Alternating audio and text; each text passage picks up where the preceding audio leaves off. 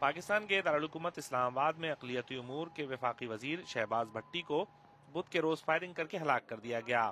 اسلام آباد پولیس کے S P جمیل ہاشمی نے بتایا کہ وفاقی وزیر دارالحکومت کے I-83 سیکٹر سے نکلے ہی تھے کہ نامعلوم لوگوں نے ان پر فائرنگ کر دی، جس کے نتیجے میں وہ شدید زخمی ہو گئے۔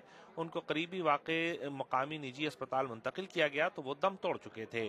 ایس پی جمیل ہاشمی نے کہا کہ پولیس کو شک ہے کہ شہباز بھٹی کو ناموس رسالت کے قانون سے متعلق بیانات دینے پر ہدف بنایا گیا ہے۔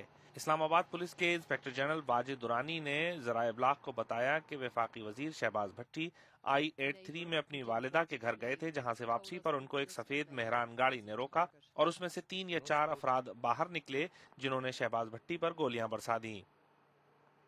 ادھر سے جناب شہباز بھٹی کا گاڑی یہاں سے آ گیا، ادھر سے 105 ٹویٹا مہران گاڑی آ گیا جی، اس میں سے 2 بندے اتر کے نا پہلے ادھر آ گیا، پچھلی سیٹ پہ آ گیا، انہوں نے فیرنگ کیا اور پھر آگے شیشی والے کے سیٹ پہ گیا، ادھر سے انہوں نے فیرنگ کیا۔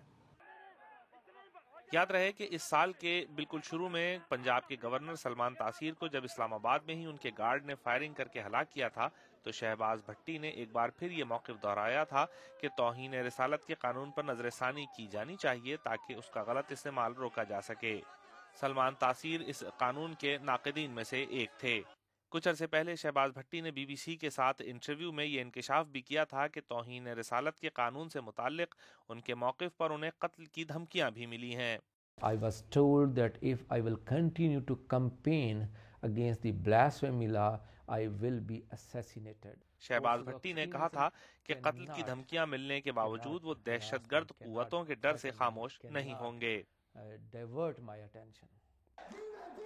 پاکستان میں گزشتہ کچھ عرصے سے توہین رسالت کے قانون کے حوالے سے کشیدگی میں زبردست اضافہ دیکھنے میں آیا ہے۔